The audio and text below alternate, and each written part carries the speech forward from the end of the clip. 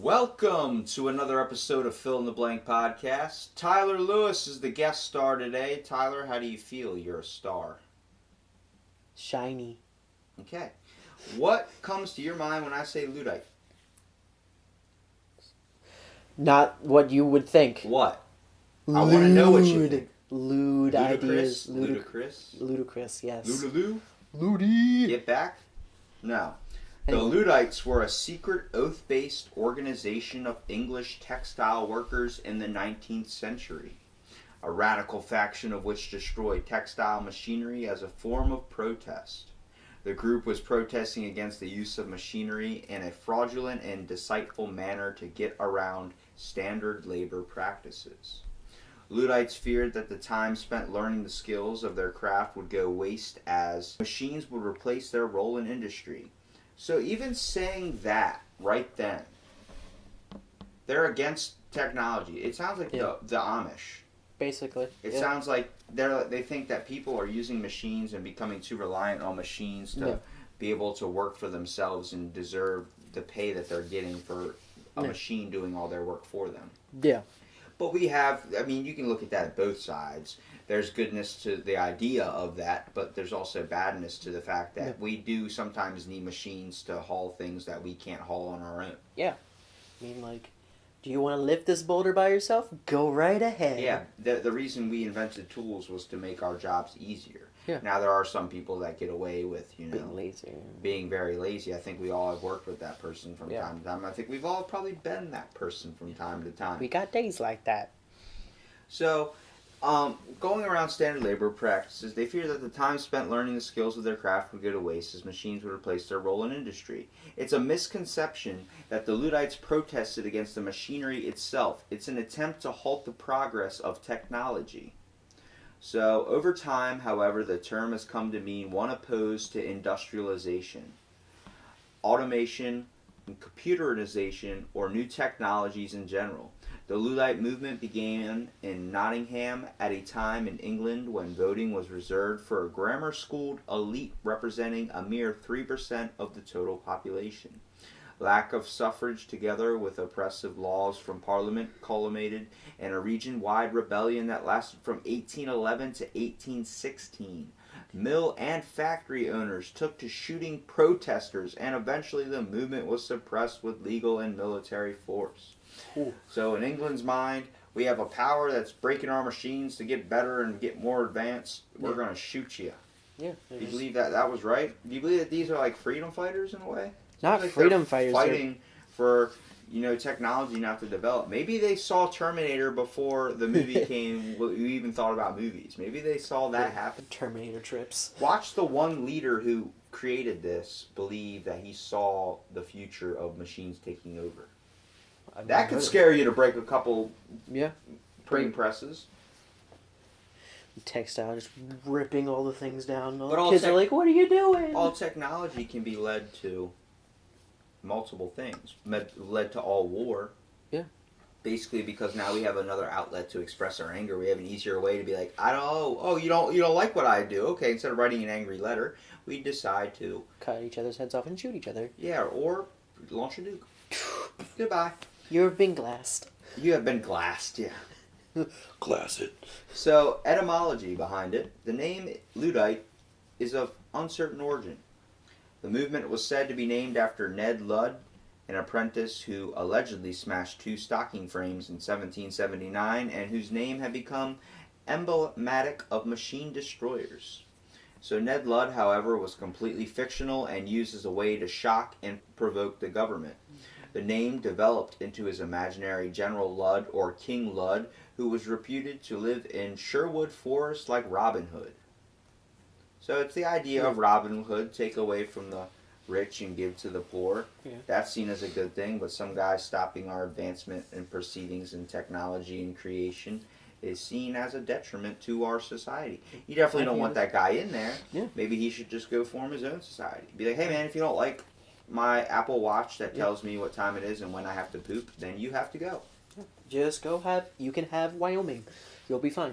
Wyoming? Why are you calling out Wyoming? Well, Wyoming is a very small population, and there's lots of barren area where they can settle there. You believe that they're uncultured? Or No, they're unsocietal or untechnological? no, there's just so few of them. There's lot. There's Don't not. lie to me, boy. Don't lie to me. So, history precedents. The lower classes of the 18th century were not openly disloyal to the king or government, generally speaking, and violent action was rare because punishments devised by a voting 3% were harsh. Lacking suffrage, the majority of individuals were primarily concerned with survival and meeting their own daily needs. Working conditions were harsh in the mills, but efficient enough to threaten the livelihoods of skilled artisans. The new inventions produced faster and cheaper labor because machines were operated by less skilled, low-wage laborers, and the Luddite goal was to gain a better bargaining position with their employers. See, in my mind, that really sucks because if you have someone, let's say, that takes a skilled art, like being a hunter, it's a skilled hunter, you have to go out with a bow and do it that way, the old style way, not how we do it now with guns. But before guns were a thing, before, everything was, like, when we were back to the swords and all that stuff, an artisan was a skill person, like a blacksmith. That was an artisan. That was someone that was skilled in a craft, that was put all his knowledge and effort into a craft. If we take a machine that can do it faster and do it at the same pace, or not the same pace, but same quality, it's gonna suck. It's a lot of things like if they can pay or just have a machine and pay some idiot to do it and not have to pay the expensive amount to get a guy that's skilled in the craft, you lose two things. You leave very, very authenticity type stuff, very good style stuff that might be last and has that artist's creative inspiration and passion and drive into it, and you lose it to a machine. You got to look at a machine as a base. That's how I look at machines. I believe that we're becoming too culturally involved in machines. I believe this was good for our time period that we needed to kind of get us to progress us forward. But I feel like now we're progressing at a point that needs to slow down. So I wouldn't mind being against joining this cult. I mean, I would because I'm more of a person that progresses with science and just goes with science. You're more open to the next iPhone. We're Not at the 10, next dude. iPhone. You don't need to go any farther. In a different way. I wouldn't say, let's make the next iPhone. I'd say, let's make the next spaceship. How about we start trying to go to light speed? How about we start trying to colonize bigger things and not just 50 years going to Mars? But we're not worried about the major problems. We're not worried about what's out there. We're not worried about getting off this place. We're not worried about that. We're worried about making this place better. We're worried about things like that. But it's like we're already at a stable point. Why are we trying to go even farther with something that we know works? The whole point of why they prospered so well back in the day was they made something they needed, and then once it was made, if it didn't need improvements, they wouldn't work on it anymore. Yeah. It's helped them try new things. It's like where I was saying stuff's getting rewashed and thrown back. In society, that's happening. It is happening. It's, in my opinion, we'll see the bell-bottom dress again. We'll see that old style metal cage that the girls have to wear. It's going to happen. It's the same fact. Our phones started out so huge, went down to so small, and now going back to so huge again. Like, it's just crazy to think that we're focused. It seems like in the wrong aspects of things. And I think some areas are progressing very slowly, but as the modern societies, they're just cycling back through all this random bullshit. It's just they're at the top tier and they're just cycling around. They're not taking going out. further. They're losing the creative aspect of money. Yeah, it's just all like, oh, I wonder what I can sell to this person. Not about what you can do for this person. Kevin Binfield asserts that organized action by stockingers have occurred at various times since 1675. He suggests that the movements of the early 19th century should be viewed in the context of hardships suffered by the working class during the Napoleonic Wars, rather than as an absolute aversion to machinery. Irregular rises in food prices and an assault on Quaker corn dealers in 1756. Skilled artisans in cloth, building, shipbuilding, printing, and culturally trades organized friendly societies to peacefully insure themselves against unemployment, sickness, and intrusion of foreign labor into their trades, as was common among guilds. So instead of taking the aggressive way, they took more of a Gandhi approach and decided to, get petitions and laws passed to ban certain technologies and advances in a way to keep them from out of a job situation. They wanted to be in a job still. Malcolm L. Thomas argued in the 1970 history, The Luddites, that machine breaking was one of a very few tactics that suffrageless workers could use to increase pressure on employers, to undermine lower paid competing workers and to create solidarity among workers. These attacks on machines did not imply any necessary hostility to machinery as such. Machinery was just a conveniently exposed target against which an attack could be made. An agricultural variant of Luddism occurred during the widespread Swing riots of 1830 in southern and eastern England, centering on breaking threshing machines. So you know what the Swing riots were? No. Okay. Well, the Swing riots were a widespread uprising in 1830 by agricultural, that is such a weird word, workers in southern and eastern England. In protest of agricultural mechanism and other harsh conditions, it began with their destruction of threshing machines in the Eitham Valley area of East Kent in the summer of 1830. So it's the same idea of the Luddites just breaking machines. Yeah. So there are all these people targeting on breaking machines in 1830. It's just it stems off the idea of this riot, but it's like the movement was started with good intentions. It was, we've all experienced things that happen in our society today that slow down the process of work, making it tougher on our employers. That's our way of fighting back or revolting. There's people that protest. There's people that do things called the slowdown. You know what the slowdown is, where you just do your work at half speed than you did before, so then the process of getting money for that business drops. It's effective ways doing it that way. They did it in more of a drastic approach by sabotaging machines or just doing stuff like that. But is it really any different from what we do today? No.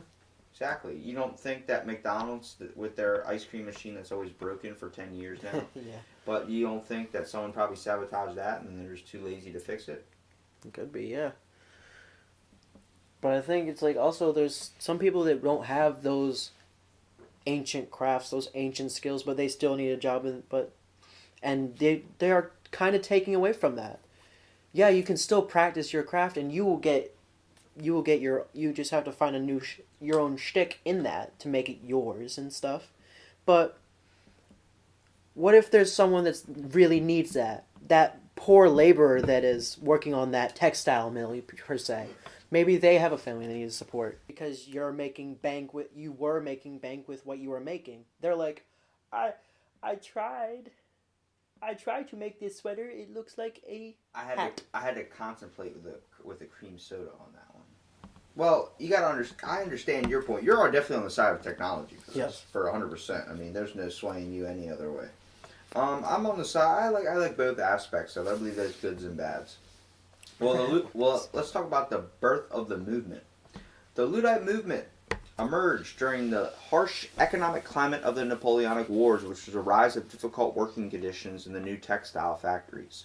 Luddites objected primarily to the rising popularity of automated textile equipment, threatening the jobs and livelihoods of skilled workers as the technology allowed them to be replaced by cheaper and less skilled workers.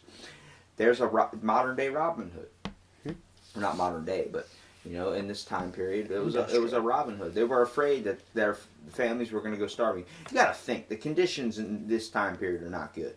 Hygiene's not well. People are starving as it is. People are poor. There's a rich class that decides everything for you. There's kids working, child labor. There's kids working at the age of 7 or 8 that are or younger. Yeah, that are covered in black grease. Like if you look at any of the old Industrial Revolution posters, there's always like a child worker, and he's covered like, I just want to go home and be a kid. Like that's the whole idea of it, and it's like they don't have that opportunity to do that because work needs to be done. You got hands, you got time to kill, you got time to get paid.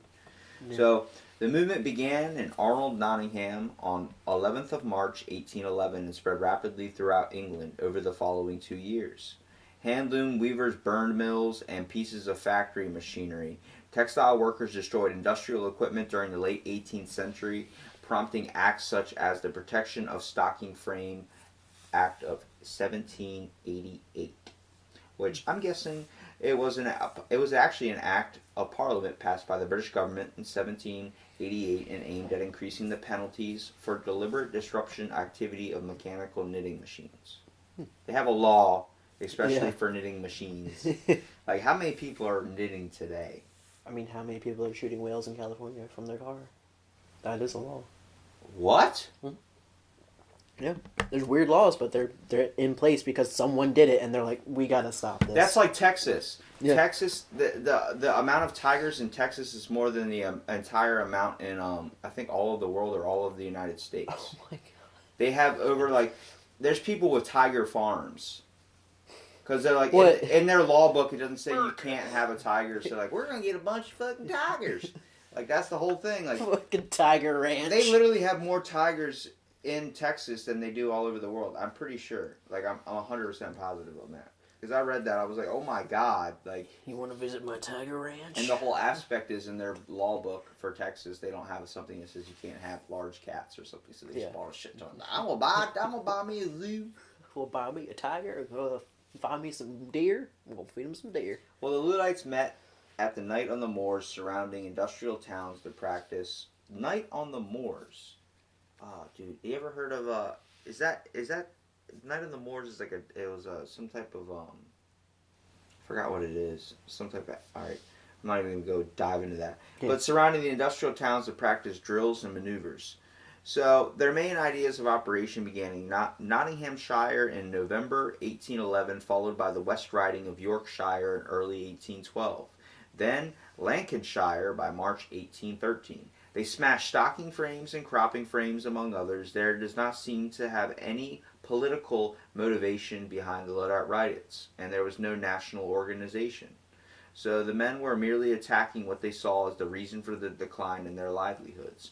Luddites battled their British army as Burton Mills in Middleton and West Houghton Mill, both in Lancashire. The Luddites and their supporters anonymously sent death threats to and possibly attacked magistrates and food merchants. Activists smashed health coats, lace marking machine in Loughborough in 1816. He and other industrialists had secret chambers constructed in their buildings that could be used as a hiding place during the attack.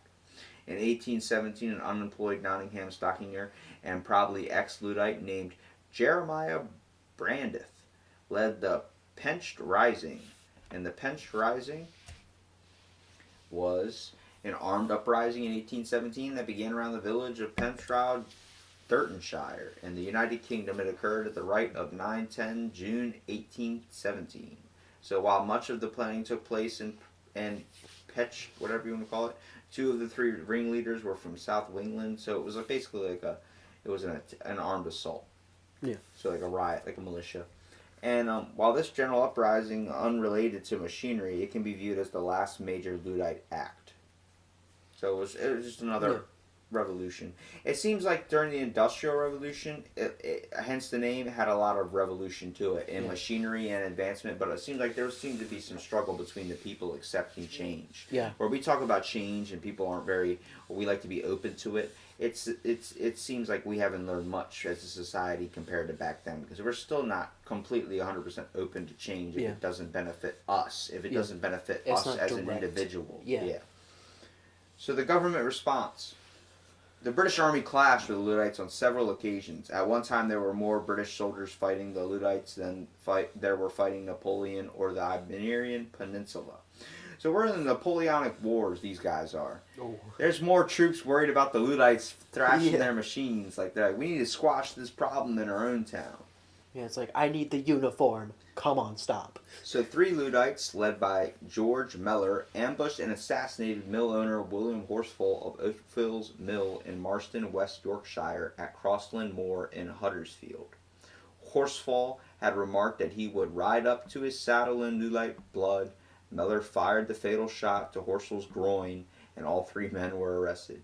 He assassinated him by shooting him in the crotch. Dick shot. Oh no. Shotgun to the crotch. Blunderbuss. Lord Byron denounced that he considered to be the plight of the working class, the government's insane policies and ruthless repression in the House of Lords on 27th of February 1812.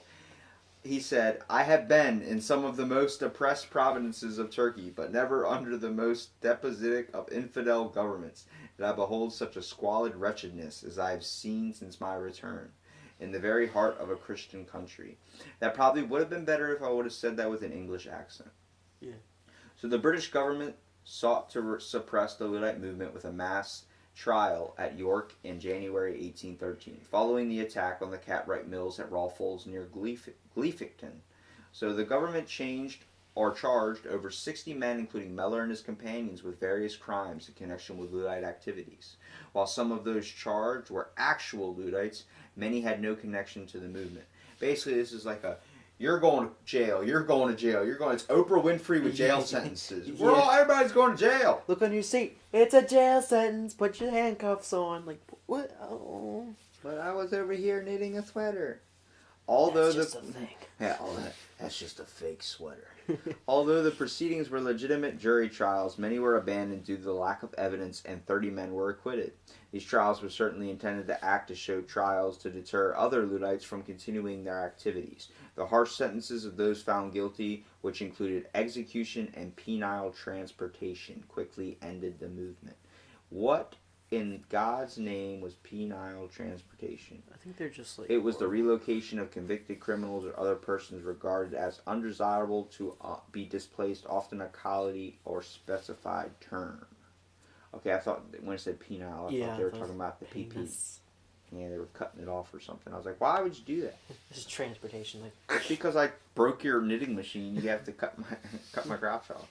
So a parliament, by the voting 3%, made machine breaking, industrial sabotage is the word, a capital crime when the Frame Breaking Act of 1812 and the Malicious Damage Act of 1861.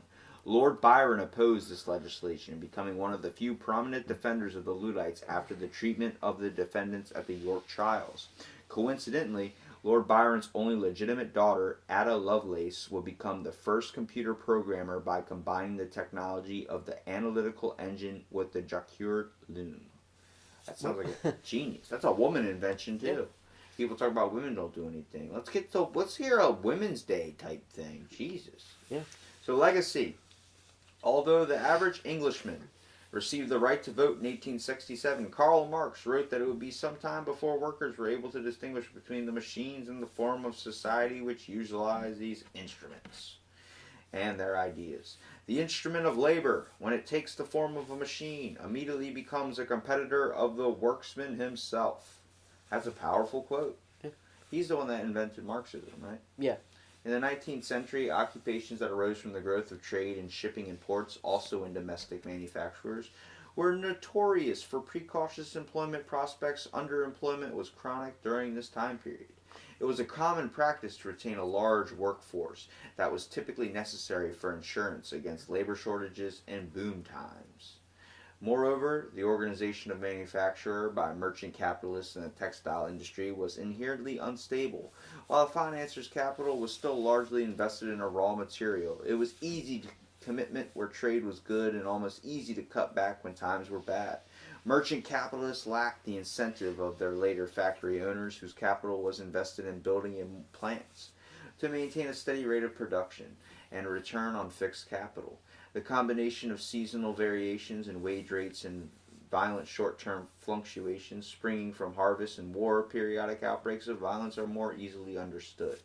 So the whole idea is you have a business that's prospering with such machines where you don't have to really have anybody. You know, if you become a machine society, you're going to become lazy as a developer. You're going to be stuck in a comfortable thing. I'm getting money, it works. And eventually society is going to fall. Yeah. Well, where do you see this in modern day society? What business do you know of that has this problem right now? Walmart? You believe they're coming more industrialized? Retail per se. McDonald's is thinking about doing machines so they don't have to pay their workers $15 an hour. I don't believe you should have to get paid that much to work at McDonald's. I feel like it should be. As long as you get enough to live, it doesn't really matter. Yeah, but you shouldn't have to live off of McDonald's. That's like a kid's job in a way. Yeah. You know, if you're like 30 or 40 years old living off a McDonald's salary, you know, you might have made some tough decisions in life. Yeah. But the modern usage in 1956, a speech said that organized workers were by no means wedded to a Luddite philosophy. More recently, the term neo-Ludditism has emerged to describe an opposition to many forms of technology. According to a manifesto drawn up by the Second Luddite Congress of April 1996, Barnesville, Ohio, neo-Ludditism is a leaderless movement of passive resistance to consumerism and is increasingly bizarre and frightening technologies of the computer age. So, the term Luddite fallacy is used by economics in reference to fear that technological unemployment inevitably generates structural unemployment and is consequently macroeconomically injurious. If a technological innovation results in a reduction of necessary labor inputs in a given sector, then the industry-wide cost of production falls, which lowers the competitive price and increases the equilibrium supply point, which theoretically will require an increase in aggregate labor inputs. Basically, if we dumb down our life, it makes people more have to aspire to work harder. Yeah. If you make your life harder by not simplifying it with machines, Mm-hmm. then you're going to be able to aspire better workers, aspire more passionate people. They Yeah. wonder why the millennials are so lazy, and so it's because they're so reliant on machines, on a Yeah. cell phone, on things that we didn't have back in the day. Where we talk about the working class and like the baby Yeah. boomers and like all these people that threw Worked in, and fought. yeah, worked at farms, put in the backbreaking effort, and it's like you're not realizing it because millennials are so they grew up around this technology where everything is like it's done for them. So there's no Yeah. point in them even trying. They don't know what it means to try. They don't know the true definition of hard work. You can tell if someone works hard by looking down at their hands and seeing the calluses on them. Yeah. So what's your idea on technology with all that being said? Obviously, it was beneficial to the Industrial Revolution that this revolt happened, but it seems like somewhere along the lines, wherever someone creates something that might be beneficial or might be something that's going somewhere, it seems like there's always someone that's going to be wanting to take it down. Yeah. But I do think that there has to be a balance between the two. I always am a man that wants balance between everything, which is impossible, but you can still try. Technology makes our life better, and it also is a detriment. Yeah, I mean, There's like, good side. You can look at it in both ways. You can see that with everything in life. where you can like find the balance between having machines and having manpower. I mean, like, if you want this job done, you would use a machine for it. If you want this job done, you use men for it, or women, or men or women. Both. I was going to say children, but we're not using children.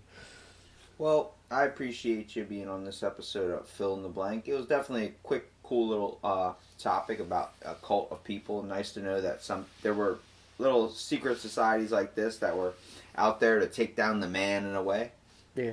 But it was cool to hear your view on it, even though we don't really agree on its societal impacts. But you know, technology definitely is something. I just don't think once Alexa starts controlling the toilet, you got to shut her off.